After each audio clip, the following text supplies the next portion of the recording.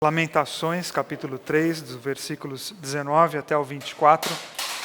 Um texto bastante conhecido para você que tem familiaridade com a Bíblia, que diz assim: Como é amargo recordar meu sofrimento e meu desamparo.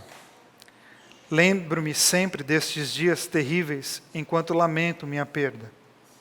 Ainda ouso, porém, ter esperança quando me recordo disto. O amor do Senhor não tem fim. Suas misericórdias são inesgotáveis. Grande é a sua fidelidade. Suas misericórdias se renovam cada manhã. Digo a mim mesmo: o Senhor é minha porção, por isso esperarei nele. Amém.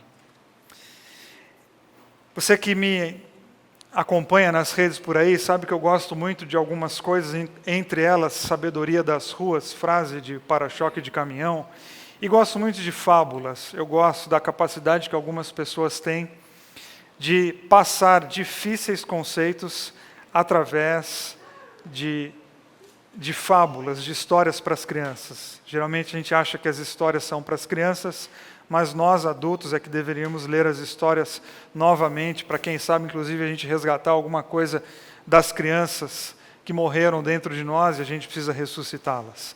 E uma das fábulas que eu gosto muito, aliás, eu já contei ela muitas vezes aqui na Bethesda, e vou pedir licença e contar hoje de novo, é a fábula da história de que havia uma serpente muito má devorando os sapos. E ela era muito sorrateira, muito silenciosa, ela chegava muito devagar e engolia o sapinho. Quando o sapinho via, ele já tinha virado janta de cobra. E os ataques estavam muitos. Até o dia que eles decidiram fazer uma Assembleia Nacional dos Sapos para ver quais são as ideias possíveis para resolver o problema da cobra. E eles reuniram, tipo a gente aqui, e começaram então as ideias. Tipo assembleia de condomínio, manja, que tem um monte de ideia e nenhuma serve. E nenhuma ideia vai agradar a todo mundo, sempre vai ser alguém chateado. Até que um lá falou assim: não, isso aí é fácil. E vocês sabem que quando tem um problema muito difícil, alguém levanta a mão e diz isso aí é fácil, faça de tudo para essa pessoa não conseguir falar. Porque ela vai falar alguma bobagem. Mas deixaram o sapo falar. Isso é fácil. É o seguinte: a cobra, quando ela estiver chegando, bate asa e voa. Aí todo mundo se olhou assim, no silêncio. Aí um levantou a mão, né, a pata, não sei o que sapo tem. Falou: ô brother, a gente é sapo. A gente não voa. Aí ele falou: não, aí é problema de vocês, eu só estou dando a ideia. Na teoria, é só bater asa e voar, não é não? Você bate asa e voa. Por que estou contando a fábula hoje novamente? Porque nós estamos falando de ousadia, e tem muita ideia de ousadia, de coragem, de virtude, de você ir para cima, que é mais ou menos como a fábula dos sapos. Incentiva você a viver com coisas que você não tem. E você, ao invés de se animar, sai mais frustrado ainda, porque você fica lá tentando voar, e você não foi feito para voar. Você não tem asa, nós não vamos voar. Por isso que eu falo, por isso que eu anuncio, sempre que tenho a oportunidade, o máximo que eu posso, uma proposta que, pelo menos ao meu ver, ela não gera ilusão. Eu tento não gerar ilusão. Eu tento muito fazer com que as pessoas que passam pela minha vida, pelo meu horizonte de influência, não se sintam sapos obrigados a voar. Eu espero muito que, inclusive, você que frequentou essas quintas-feiras, termine esse mês com paz no teu coração, sabendo que a ousadia ela tem outros contornos. Por isso que falei aqui durante esse mês, não sobre a ousadia, sobre a perspectiva do sucesso permanente, mas muito mais a ousadia de olhar para dentro de você mesmo. E saber que às vezes para a tua vida andar, o que você precisa é perdoar alguém. A ousadia do perdão. O que você talvez precise é pedir perdão. A ousadia do perdão, isso é ousado. em tempos de orgulho, o perdão é uma ousadia.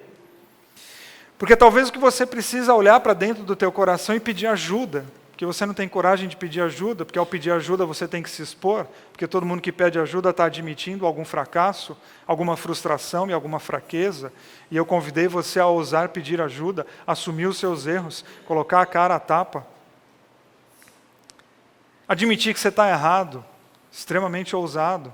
Olhar para alguns projetos, para alguns planos da tua vida que você lutou tanto por eles, e uma hora olhar e falar, mas isso aqui deu ruim. Pô, eu não pensei direito quando eu quis isso, então o que eu faço? Eu volto, eu reconheço, eu refaço, eu admito a minha péssima decisão e toco a vida para frente. E hoje eu quero continuar nesse mesmo tom, mas de alguma maneira passar para você, te dar algumas ideias para você continuar pensando quais caminhos que você precisa entrar para gerar algumas mudanças na história da tua vida. Porque Joel falou isso aqui no momento da oração, todos nós chegamos aqui hoje à noite com problemas. Você traz problemas, inevitável. E falei sobre isso esse mês também, que problema não é falta de fé, problema é sinônimo de que você está vivo.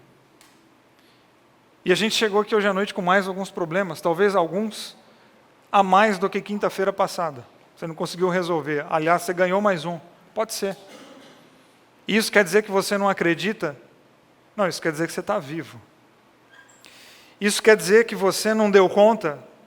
Não, isso quer dizer que você está vivo. Isso quer dizer que você está na pista do viver, e na pista do viver nós temos dias melhores e dias piores, porque segundo Eclesiastes, há tempo para todas as coisas debaixo do céu. E ninguém passa pela existência sem se chocar com as questões do sofrimento humano.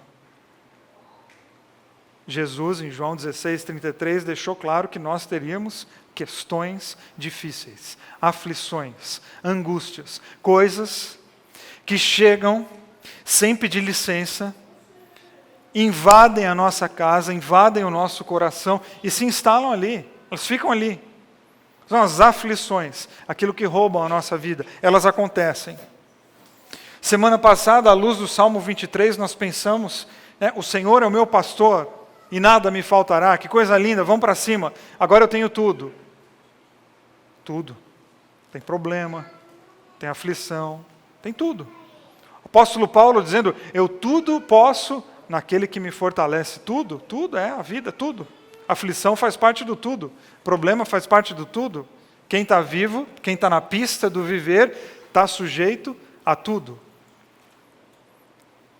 E o profeta Jeremias está num momento de lamentar os fatos da vida. O livro Lamentações é um livro de recordações dos horrores que o povo viveu no exílio. É um testemunho bíblico do sofrimento, o sofrimento concentrado e intenso que o povo passou no período do exílio. Para nos lembrar que o sofrimento, ele é uma condição inevitável do ser humano. O ser humano é sofrimento. E ninguém consegue se isentar. E as pessoas que passam a vida tentando evitar o sofrimento, ganham um sofrimento maior ainda, ou dois: o esforço de evitar e o fracasso de não conseguir. O sofrimento faz parte da nossa vida e da nossa condição humana. Então, se o sofrimento faz parte da nossa vida, e eu não digo isso para te desanimar ou para você ficar mais, downhill mesmo, montanha abaixo e falar, agora você acabou de ver isso comigo. Não, é o contrário. Eu estou falando que o sofrimento faz parte da condição humana para você que chegou aqui com sofrimento, para você que chegou aqui com dor, para saber o seguinte, isso é do viver. Isso não quer dizer que você foi eleito para a dor. Isso não quer dizer que Deus virou as costas para você. Não, isso quer dizer que você é ser humano. Isso quer dizer que você está vivo.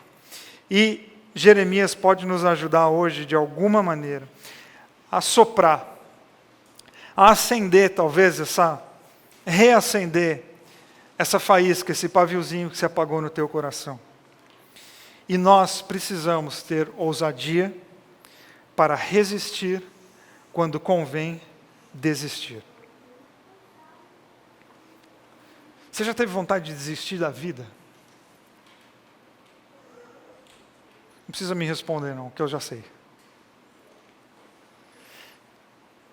Sabe aqueles períodos que você começa a olhar e dá tudo errado? Furam 3 pneus, não bastasse um.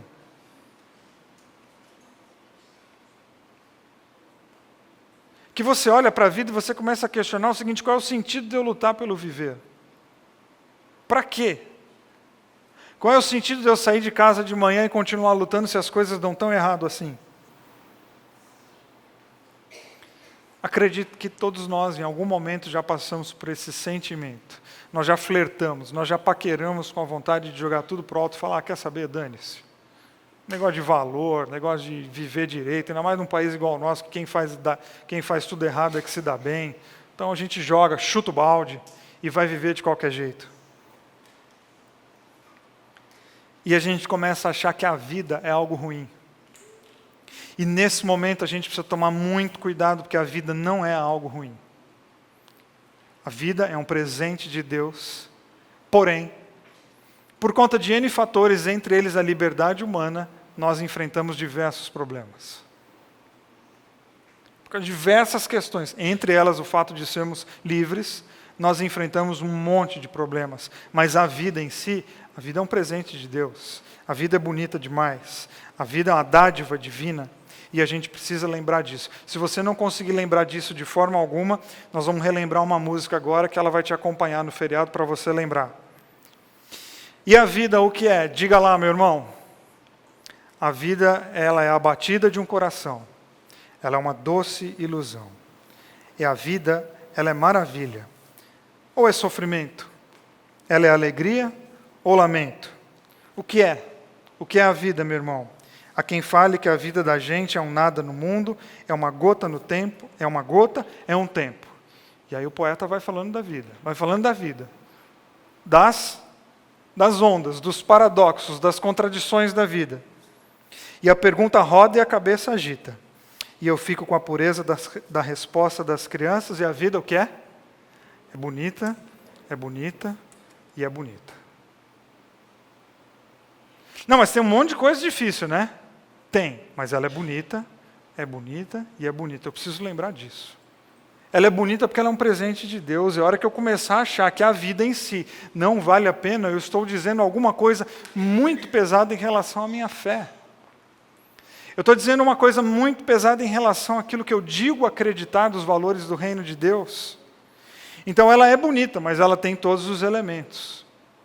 Ela, enquanto projeto divino, é maravilhosa, mas enquanto liberdade humana, ela é cheia de coisas complicadas para eu aprender a lidar. Sim, eu preciso aprender a lidar. Sim, eu preciso alimentar o meu espírito para poder enfrentar essas coisas difíceis que essa vida que é bonita e é bonita, possui. O que Jeremias faz? Ele traz à memória aquilo que pode dar esperança. O que ele faz no meio daquele momento de pensar em sofrimento, de pensar no exílio, de pensar na dor? E eu sei que quando eu falo pensar em dor, pensar em sofrimento, os teus já logo aparecem dentro de você.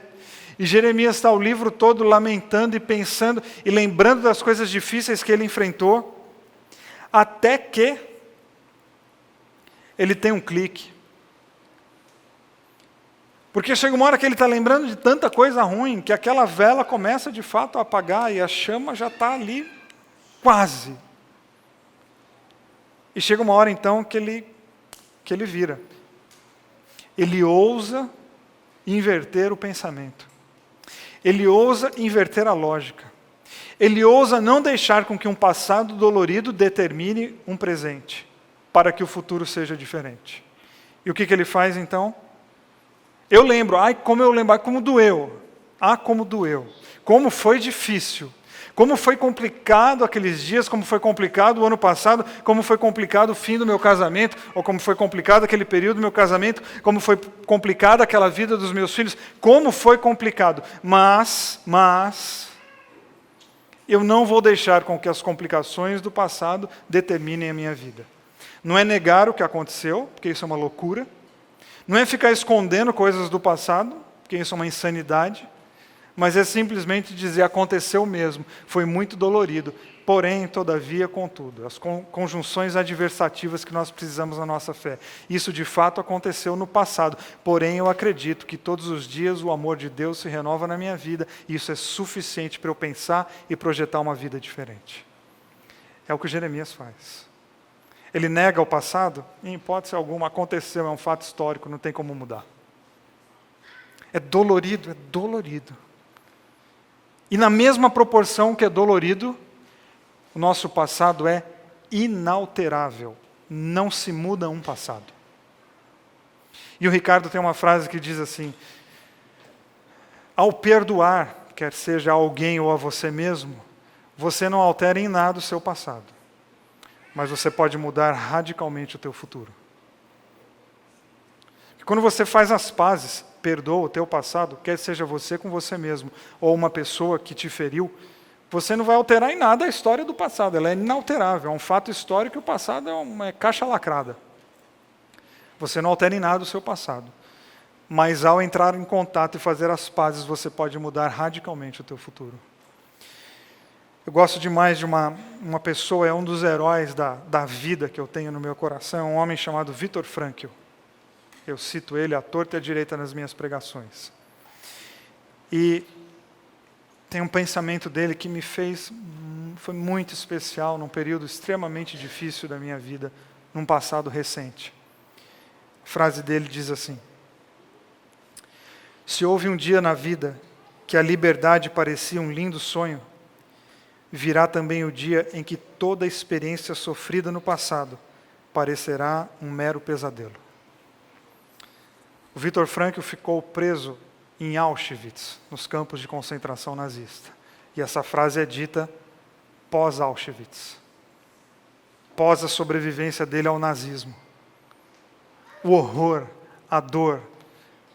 E eu acho tão lindo quando ele diz: se houve um dia que a liberdade parecia um lindo sonho, porque num campo de concentração nazista, o que é a liberdade? Um sonho quase que impossível. Se houve um dia que parecia um lindo sonho, hoje que esse sonho aconteceu, os horrores vividos, uma hora eles vão se tornar como meros pesadelos. O que é isso? É eu não negar o meu passado, eu não me esconder, mas eu também não deixar que o sentimento que eu vivi naquele período determine todo o meu futuro.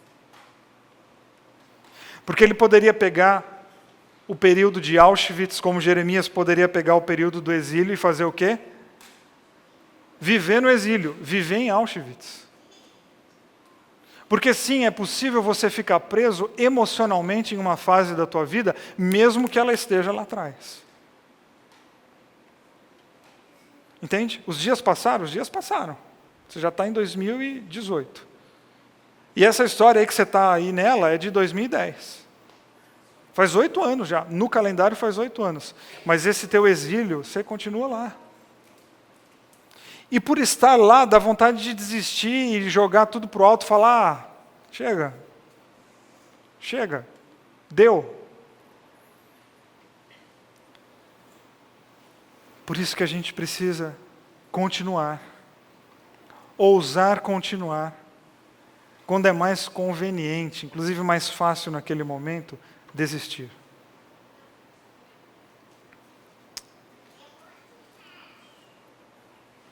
Jeremias não fica alimentando tragédias, nem se vitimizando. O que é se vitimizar? É você ficar toda hora: mas é porque comigo, mas é porque eu, mas é porque você não sabe como é a minha vida, você não sabe como é a minha. Isso é tão fácil da gente resolver essa briga. Ah, mas eu te vejo toda hora aí falando. E eu te vejo toda hora aí sentado. 2-2 já, né? 2-2. Mas a gente quer de alguma maneira assim: não, o meu tem que ser piorzinho, sabe? Tem que ser pior. Não, comigo o negócio tem que ser mais trash. E o Jeremias, ao invés de ficar assim: não, mas que o meu exílio vocês tinham que ver, viu? Ver para quê? Não, chega uma hora que eu trago a memória e chega uma hora que eu dou um basta. Para quê? Para eu tocar minha vida para frente. E o texto que nós lemos na versão A Mensagem diz: lembro-me desses dias terríveis, enquanto lamento a minha perda. Mas eu ainda ouso ter esperança. Em determinados momentos da nossa vida, a esperança é uma ousadia. Uma teimosia. Sabe, ser teimoso com a vida. Dizer, não, o quadro aqui é bem difícil, mas eu vou ousar ter esperança para viver alguma coisa diferente. Porque se você quer que o seu futuro seja diferente do teu passado, você tem que lembrar. E uma hora você tem que ousar viver alguma coisa diferente e fazer coisas diferentes. E fica então duas ou ao menos duas coisas para a gente guardar no nosso coração, nessa poesia de Jeremias. A primeira delas é que a gente precisa ter na vida resistência. Resistência é você não ceder. É não abrir mão. Por vezes é difícil lembrar do Gonzaguinha falando: ah, mas é bonita, é bonita, é bonita. Você falou, Gonzaguinha, na moral, mano. Ai, te catar. Então, essa é a hora da resistência. Essa é a hora de lembrar: o Senhor é o meu pastor e nada me faltará. Não é possível, que se Ele fosse eu não estava assim. Essa é a hora da resistência. Qual que é a hora da resistência? É a hora que eu estou no vale da sombra e da morte. Na hora que eu estou em pastos verdes, eu não preciso de resistência. Correto?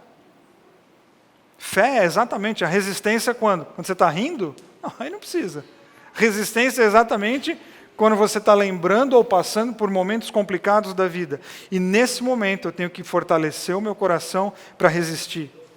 Não entregar os pontos. Tentar mais uma vez, mesmo que você já tenha tentado 10, 20 ou 200 vezes. Resistir é encher o coração com ideias que podem iluminar a tua noite escura. E geralmente a gente precisa trocar o lugar que a gente está buscando a fonte da nossa alimentação. Tiago, em sua carta, ele diz: resista ao diabo e ele fugirá de vós. Certo? Aí quando eu falo a palavra diabo, o que é que aparece para você? Aquele diabo de novela, de filme, né? Um ser vermelho e preto, chifrudo. Um bicho desse aparecer na tua frente, a gente nem fala resista, a gente corre. Pô, resista, que resista? Ó, eu vazo. Esse é o nosso problema, a gente trata o diabo como um ser lá que aparece no desenho do Pica-Pau. E Tiago está dizendo: resista ao diabo é o quê? O que é o diabo? É aquele que vem para roubar, matar e destruir. E Jesus veio para que nós tenhamos vida e vida em abundância. Então o diabo é tudo aquilo que é contrário ao Cristo que veio dar vida e vida em abundância. Continha teológica aqui e matemática, correto? O diabo o que é? É tudo aquilo que vem para roubar, matar e destruir. O que Tiago está dizendo? Resistam a tudo o que quer roubar você, destruir teus sonhos e tirar do teu coração a vontade de continuar. E às vezes esse diabo é lindo, charmosíssimo, atraente, delicioso. Não é um ser chifrudo, vermelho, horroroso. Porque se fosse, você resistiria. Às vezes a gente desiste de viver por coisas que são absolutamente bonitas e caem bem no nosso coração. E o que vai me ensinar a perceber o que rouba, o que traz vida, o que é o alimento? Onde é que está o foco da minha vida? Como é que eu estou cuidando do meu coração? Ah, então eu estou dizendo, você está dizendo, Vili, que eu preciso me especializar em diabo? Não, eu estou dizendo para você ficar cada vez mais perto de Jesus. Porque quanto mais perto de Jesus eu fico, mais fácil ou mais hábil eu fico em perceber o que não é dele. Correto? Se tiver alguém aqui que trabalha em banco, contando cédulas de dinheiro, todo dia, se eu colocar para você uma nota falsa na tua mão, Você identifica imediatamente. Por quê? Porque você é especialista em falsidades? Não, porque você é especialista em verdade. Quando você reconhece aquilo, quando você lida com aquilo que é autêntico, o falso logo cai diante de você. Ou seja, eu não tenho que me especializar em diabo. Igreja que gosta de diabo é diabólica. A gente é a igreja de Jesus, então a gente tem que ficar cada vez mais perto dele. E quando alguma coisa fica longe daquilo que Jesus falou, no Sermão do Monte a gente já logo diz, não, por quê? Porque isso aí vai roubar, matar e destruir, e eu vou resistir a tudo aquilo que quer tirar de mim vida e vida em abundância. Quando Jeremias está dizendo, olha, eu quero trazer à memória aquilo que pode me dar esperança, ele está dando contornos poéticos a uma decisão de não deixar nada do passado que rouba, de não deixar nada da vida que rouba tomar conta do coração dele. Então o que ele faz? Eu vou diariamente me alimentar de um amor que não tem fim. Eu vou todos os dias de manhã, quando o sol nascer, todo dia quando eu levantar para trabalhar, eu vou lembrar de uma coisa, e vou alimentar o meu coração de uma coisa, é que aquele sol nascendo, ele marca uma questão espiritual, é que Deus mais uma vez está olhando para mim e dizendo, eu te amo, e porque Ele me ama, isso é suficiente para eu continuar vivendo. Isso é resistência. Eu resisto a tudo aquilo que está em volta de mim, tentando tirar a minha vontade de viver. Resista às pressões do passado, resista às coisas, às sutilezas que estão ao teu redor. E experimente cada vez mais Deus soprando vida no teu coração. E segunda coisa que Ele nos ensina, ou que eu quero deixar para você, a primeira é resistência. A segunda é uma palavrinha da moda, que chama resiliência. O que é resiliência? Sabe o que é resiliência? Resiliência é um conceito que vem da física, que se refere à propriedade que alguns materiais têm de serem levados ao estresse, colocados sob pressão, e eles não rompem, eles aguentam a pressão, mantendo as suas configurações originais. Mais ou menos isso. A psicologia pegou o termo emprestado da física para dizer que a resiliência são pessoas, não materiais, que lidam com problemas, que superam obstáculos, resistem às situações adversas da vida, como o choque, o estresse, a tristeza, sem entrar em surto psicológico. Quer dizer, passa por um momento complicado da vida, falando em português claro, passa pelo perrengue e não fica doido. Fica mais fácil de entender assim, né? Fica um monte de termo técnico, não serve para nada. Mas como nós não estamos nem numa aula de física, nem de psicologia, nós estamos num culto, eu quero que você guarde resiliência da seguinte maneira. É a capacidade que nós temos em Deus de lidar com condições complicadas sem perder a alma, sem perder o coração e sem perder a ternura. É a capacidade que eu e você temos de enfrentar dias difíceis sem se afundar na lama e jogar lama nas pessoas que estão ao nosso redor. Isso é a resiliência no mundo espiritual. É a capacidade que eu posso ter de enfrentar dias difíceis e enquanto eu enfrento, eu estou testemunhando o amor de Deus que se renova todos os dias na minha vida. As pressões da vida chegam, as lutas da vida chegam, e eu fico rindo? Não, eu choro, porque quem ri em dia de luta é louco. Eu choro, eu lamento, eu enfio a cabeça no travesseiro, mas eu não perco a ternura com a vida. Eu continuo dizendo que em todas as coisas eu tenho um Deus que me fortalece e um bom pastor que cuida de mim, mesmo no vale da sombra da morte. Isso é resiliência. Eu não perder o meu coração e a sacralidade da vida no meio dos meus dias mais difíceis. Ou seja, a resiliência é no meio das coisas mais difíceis. Eu lembrar do Gonzaguinha e falar, você está certo. É bonito mesmo. Porque é bonito ver uma pessoa enfrentando uma luta e espalhando beleza. É muito bonito. É muito bonito ver uma pessoa enfrentando o câncer e na sessão de quimioterapia falando coisas bonitas para outras pessoas. É muito bonito, a vida é muito bonita.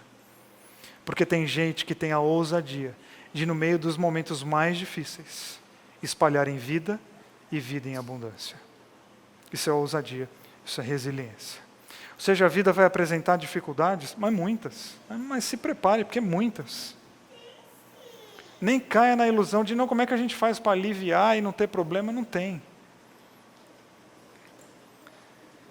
A questão é você se sentir liberado, desafiado, para não deixar o teu passado tomar conta do teu coração. E você se sentir batizado por Deus, pelo amor de Deus, para dizer, Senhor, as lutas vão chegar e eu vou resistir. Eu vou resistir às tentações de largar e jogar a vida fora. E eu vou ter resiliência, para que as pressões, as dificuldades não me destruam. Jeremias teve isso. E conseguiu, no meio de duras dores, deixar para nós uma poesia que está cuidando do nosso coração hoje à noite. Ou seja, no meio das lutas, o que é que Jeremias disse? Eu quero trazer à memória aquilo que pode me dar esperança. Que o amor e as misericórdias do Senhor se renovam todas as manhãs. Amém? Fique em pé, eu quero orar com você.